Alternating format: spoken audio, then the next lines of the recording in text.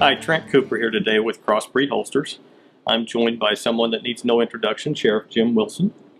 Also joining us is Jason Winnie, Leather Designs by Jason Winnie.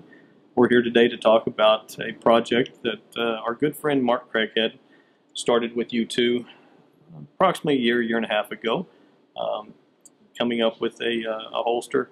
Mark's love of all firearms, not just the automatics that he carried and loved to carry, but the single action 45. That's right. I ran into you guys at SHOT Show, and Mark had said something about wanting to put together a project, wanting a pancake or some style of holster. And a couple of weeks after that, we stopped by the shop, and I said, I've got this Askin style holster that I think would work well for revolvers, as they have in the past. And showed him a prototype, and he loved it. We sent one on to Jim, and he approved it. And the rest is history. Right, and Jim, I remember Mark and you on the phone that day.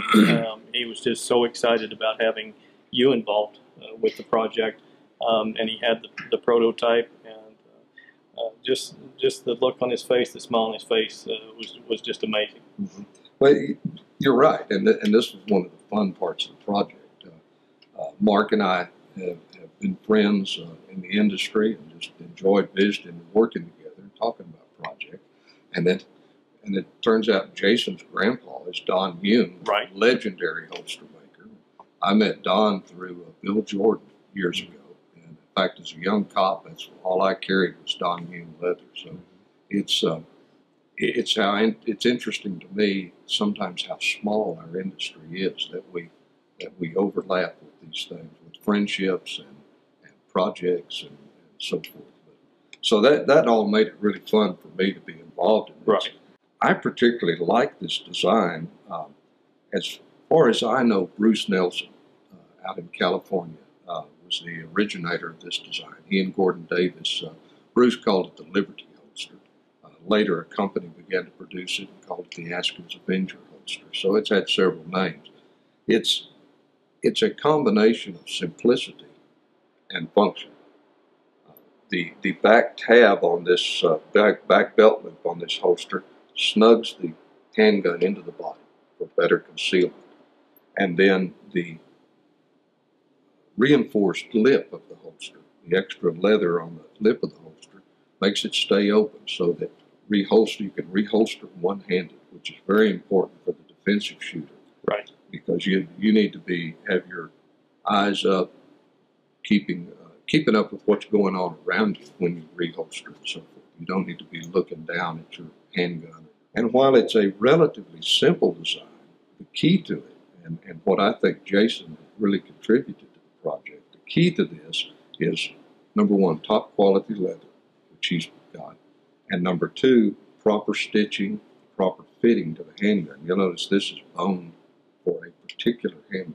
Exactly. And all of those things are critical. So you can take something that the concept maybe is relatively simple, but your quality of material and then your quality of workmanship is what makes it last. And so that's why I'm really pleased to be involved in the project, to see good work like this and to work with friends in the industry, which kind of wraps it for me, to hang out with your buddies and work on something worthwhile. That's a pretty good deal. Right, yeah. And it is a little bit more special features about the project. Obviously, the first one for me is finishing a project that Mark started. Sure. In his honor, to make sure that we followed through with what he wanted done. But also, there's only going to be 100 of these crafted. They are going to be signed by you and numbered by you.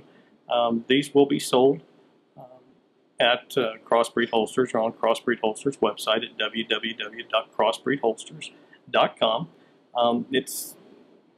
It's our first project, venture project with the Leather Designs by Jason Winnie. May not be our last. You want to be sure and keep an eye on our Facebook page, on Sheriff Wilson's Facebook page, for any future projects that might come out.